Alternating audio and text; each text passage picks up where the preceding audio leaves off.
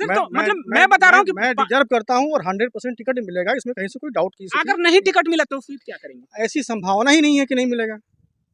मैं दल ने मुझे तो अपना अमित जी आप तो 110% का दावा कर रहे हैं, बीजेपी जहां से अभी जुड़े हुए हैं, बीजेपी नेता भी हैं आप, यानी कि आप एकदम 100% 110% दावा कर दिए हैं राजनीति में कि नहीं मिलना ही मिलना है मुझे। उत्तर प्रदेश के जिला गाजीपुर और दिलदार नगर में अपनी उपस्थिति दर्ज करा ली है और चेयरमैनी का चुनाव जोरों शोर से चल रहा है, जो कि नवंबर के लास्ट में जहां तक उम्मीद है कि हो जाएगा।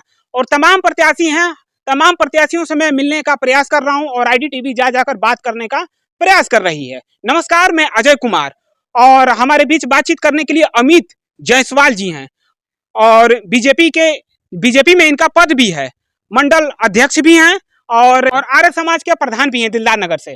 ठीक है सर। सर बताइए कि चेयरमैनी का चुनाव लड़ रहे हैं, आप प्रत्याशी हैं, क्या मुद्दा रहेगा इस बार, क्या कंटेंट रहेगा? देखिए, मैं भारतीय जनता पार्टी का एक सिपाही हूँ।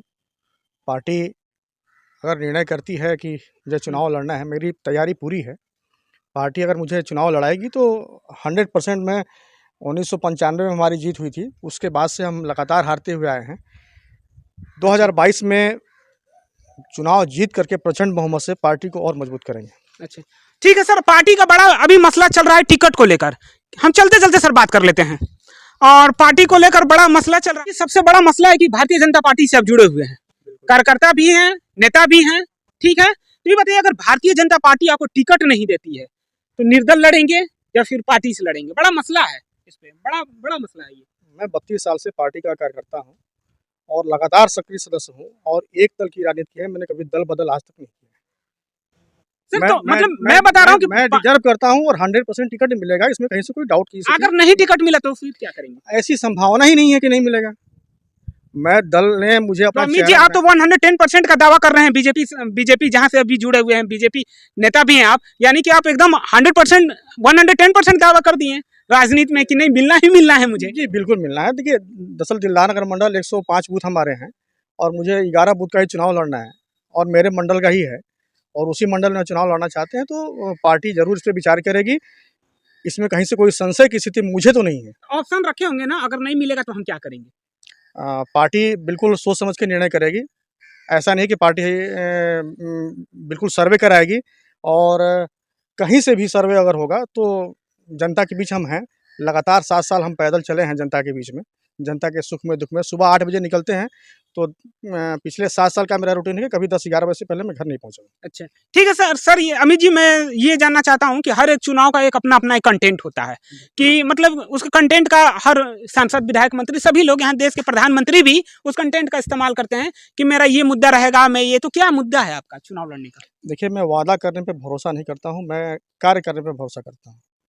पिछले विगत वर्षों में सर अभी रोकेंगे हम। देखिए जितना भी मैंने देखा है, विधानसभा का हो, लोकसभा का हो, बड़े बड़े वादा कर लेते हैं कि मैं ये व्यवस्था सही करा दूंगा, वो व्यवस्था सही करवा दूंगा, लेकिन खिसा पीटा ये जो कंटेंट है जीवन भर चल रहा है। और गाजीपुर की जो स्थिति है विकास का, भारतीय जनता पार्टी की सरकार है तो सर आप सुनिए, आपको सुनना पड़ेगा। बिल्कुल बिल्कुल बिल्कुल।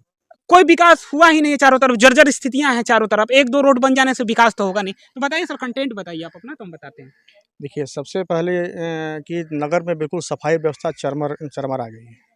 सफाई व्यवस्था हमारी पहली प्रायोरिटी है, जिसके वजह से नगर में संक्रामक रोग फैलने की आशंका है। नालियों की सफाई नहीं हो पा रही है, तो सर्वप्रथम सफाई व्यवस्था, इसके बाद जल निकासी की व्यवस्था। क्षेत्र में हमारे होश भर में मैंने कभी तार बदलते हुए नहीं देखा है।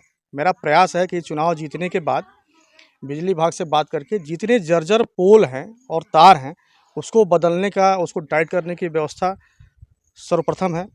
काम करने के सिलसिले में मुझे एहसास हुआ कि रात में कभी फॉल्ट हो जाता है तो दिक्कत होती है, तो मेरा प्रयास रहेगा कि नगर पंचायत में एक कर्मचारी की बहाली करूं, चाहे प्राइवेट ही मुझे रखना पड़े, लेकिन एक कर्मचारी रखूं कि रात में 12 बजे 1 बजे रात में भी कहीं कोई प्रॉब्लम होता है तो मैं उसको ठीक करा के जनता को तुरंत उसका लाभ दूँ।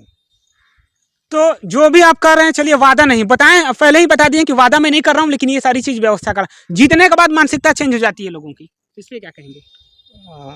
देखिए, जीतने के बाद मानसिकता चेंज हो जाती है। देखिए मैं 30 साल से सक्रिय राजनीति में हूँ और ये दूसरा मेरा कार्यकाल है। 14 में मैं मंडल अध्यक्ष था और भारतीय जनता पार्टी को गाजीपुर में मनोज सिन्हा जी ने जीत दिलाई थी, जिसमें दिलदार नगर मंडल से हम प्रथम स्थान पे थे।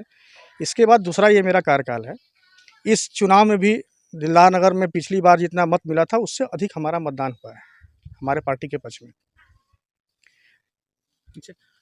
और क्या मुद्दा रहेगा, बस यही मुद्दा है या फिर और कुछ? देखिए, जीतने के बाद मेरी पहली आवश्यकता है कि नगर में पेयजल की आपूर्ति बिल्कुल ठीक करना। पिछले 25 साल पहले दिनेश जी जब चेयरमैन थे यहाँ पे, तब जलकल विभाग का पानी टंकी बन के तैयार हुआ, जो आज तक चालू नहीं हो पाया। यहाँ तक कि उसकी जो बोरिंग है उससे सप्लाई आज तक लिंकअप नहीं हो पाया। पहला प्रयास है कि उसको मैं सही करा के जल आपूर्ति की जो व्यवस्था नगर में बाधित हो रही है, कभी ये जल गया कभी वो जल गया, इसको मैं सुचारू रूप से, जब लोगों को पानी की आवश्यकता हो तो कोई ये ना कहे कि मुझे पानी नगर पंचायत से नहीं मिल पा रहा है, इसकी समस्या को समाधान कराना और जो पानी टंकी बन के पिछले 25 साल से तैयार है उसको चालू कराना। पानी निकासी की बड़ा समस्या है। जितने चेयरमैन आए अभी तो बहुत बड़े दावा किए, लेकिन कुछ उखाड़ नहीं पाए दिलदार नगर के जनता के लिए। बस खाली दावा करते हैं कि ये करवा देंगे। आपका तो ये टाउन एरिया का पानी ये सिंचाई विभाग के नहर में गिर रहा है। देखिए, पहले जल निकासी की समस्या तो खैर नहीं है, इसको मैं समस्या कैसे दूर करेंगे आप? देखिए, जब बड़े धुरंधर कुछ नहीं कर पाए तो आप कैसे इसको हल करेंगे?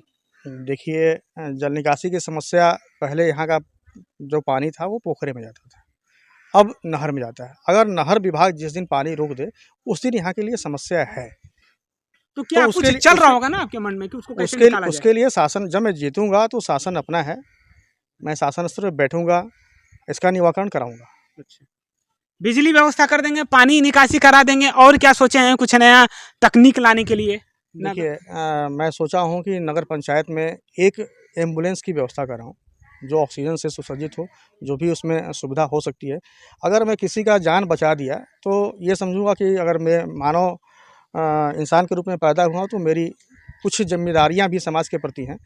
तो एक एम्बुलेंस की व्यवस्था बिल्कुल निःशुल्क इस नगर पंचायत के लिए करूंगा, और एक फ्रीजर की व्यवस्था करूंगा कि किसी की भी कोई डेथ हो जाती है तो उसमें रखने की व्यवस्था सुचारू रूप से रहे, हर धर्म के लिए, हर समुदाय के लिए। उसके बाद एक एम्बुलेंस की व्यवस्था और करूंगा कि किसी को भी की भी डेथ हो गई तो उसके शव को शमशान स्थल तक पहुंचाने की व्यवस्था ये भी निःशुल्क करूंगा नगर पंचायत की तरफ से। जी, सबसे बड़ा मुद्दा, वो मुद्दा हमारे नज़र में सबसे ऊपर है, और जब तक जिंदा रहूंगा चीख के चिल्ला कर बोलूंगा। प्रत्याशियों से बोलूंगा, विधायक से बोलूंगा, सांसद से बोलूंगा, दिल्ली गया तो वहां से भी चिल्ला कर बोलूंगा। दिलदार नगर में एक बालिका इंटर कॉलेज है, वो जर्जर स्थिति में है। सुनीता जी विधायक थी, अभी तो नहीं है, और बीजेपी सरकार का चल रहा है एजुकेशन मुद्दा पर, बहुत बड़ा चल रहा है कि एजुकेशन में ये करा दूं, छोटे मतलब एजुकेशन के लिए एकदम बहुत जोर दे रही है सरकार। तो बताइए, आप प्रत्याशी भी हैं, जीत जाएंगे तो क्या करेंगे, और आपके नज़र में मुद्दा क्या है, किस प्रकार से दिखाई दे रहा है आपको? बिल्कुल आपने सही मुद्दा उठाया है। मुझे याद है कि जब स्कूल चलता था तो जब छुट्टी होती थी तो पूरा बाजार नीला नज़र आता था, बच्चों का स्कूल ड्रेस नीला होता था, आज भी है। पूर्व में अपनी लोकप्रिय विधायक ने उसका एस्टीमेट वगैरह सब बनवाया था, शासन को गया था। मैं प्रयास करूंगा कि इसकी क्या स्थिति है, उसको स्वीकृत हुआ नहीं हुआ स्वीकृत कराऊं, और सबसे पहले किसी भी तरह से पूरे स्कूल की चारदीवारी, ताकि वो सुरक्षित हो जाए। अभी वर्तमान में उसमें काम चल रहा है, 2 कमरे अलॉट हुए हैं भौतिक विज्ञान के लिए और रसायन विज्ञान के लिए, वो कमरे बन रहे हैं। मेरा प्रयास होगा ईमानदारी से, उसमें मैं अपने जनप्रतिनिधि का भी सहयोग लूँगा, अपने मंत्री का भी सहयोग लूँगा कि जो बजट जो एस्टीमेट बना था उसको सैंक्शन करा के फिर से इसका जीर्णोद्धार करूं, और फिर हम लोग आपके सहयोग से एक जन जागरण अभियान चलाएंगे कि आप अपनी बच्चियों का इसमें एडमिशन कराएं, और फिर से वो चीज़ वापस लाने का पूरा प्रयास करेंगे। सर, देख रहे हैं कि इतना जर्जर स्थिति है उसका। मैं तो उसका लॉकडाउन के दौरान कोरोना काल में मैं उसका मतलब घुस के सर्वे किया था, इतनी स्थिति खराब है। और कुछ लोग बता रहे हैं कि नेताओं का भी नेता ही इसे जर्जर कर दिए। अब मैं किसी पे आरोप लगाने पे भरोसा नहीं करता हूं, मैं अपने दम पे काम करने का भरोसा करता हूं। मुझे अपने जनप्रतिनिधियों पे भी भरोसा है और अपनी सरकार पे भरोसा है। मैं इसको अभी कुछ ना रहते हुए आपने क्या किया नगर के लिए, क्या किया आपने कुछ ना रहते हुए भी? देखिए, पूरे लॉकडाउन में हमने जितना हो सका अपने सारे बूथ पे लगभग 4450 पैकेट हमने लॉकडाउन में बांटे, जिसमें पैकेट में क्या?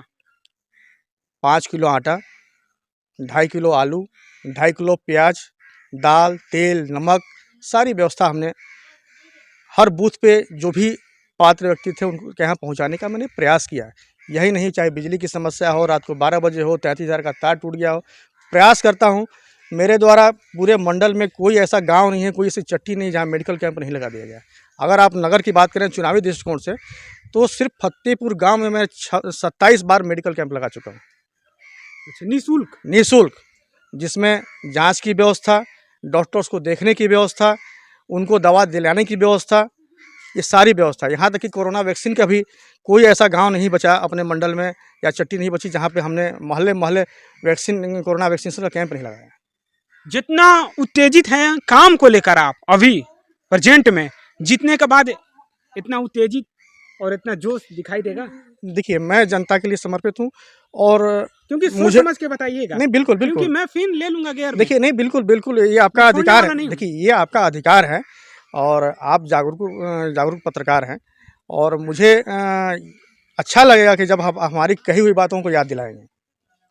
तो ये अमित जीत हैं और कई बताएं कि ये कंटेंटों पे मैं चुनाव लड़ रहा हूँ और देखते हैं कि इस बार कब तक चुनाव होने वाला है? नवंबर लास्ट या दिसंबर के फर्स्ट वीक तक लगभग चुनाव हो जाएगा, ऐसी संभावना है। नमस्कार, मैं अजय कुमार, उत्तर प्रदेश जिला गाजीपुर से कैमरा पर्सन सूर्य प्रताप सिंह के साथ।